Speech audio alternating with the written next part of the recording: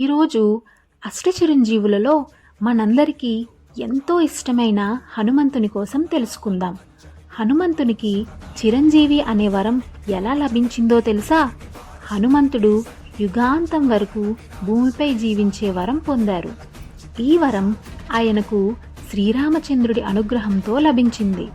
హనుమంతునికి శ్రీరాముడిపై అపారమైన భక్తిని చూపాడు.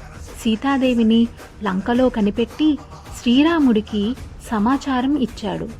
రావణుని దురహంకారాన్ని తుడిచిపారేయడంలో హనుమంతుని పాత్ర ఎంతో కీలకమైనది.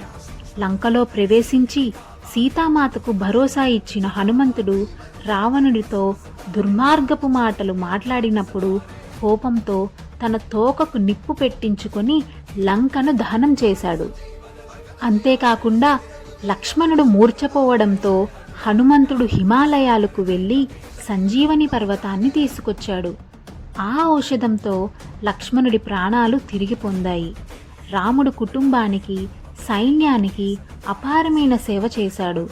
యుద్ధం ముగిసిన తరువాత శ్రీరాముడు హనుమంతుడిని స్మరించి, నీ భక్తి, ధర్మపాలన మరియు సేవాభావం వల్ల నీవు యుగాంతం వరకు భూలోకంలో చిరంజీవిగా ఉండి భక్తులకు ఆశీస్సులు అందించాలి అని వరమిచ్చాడు.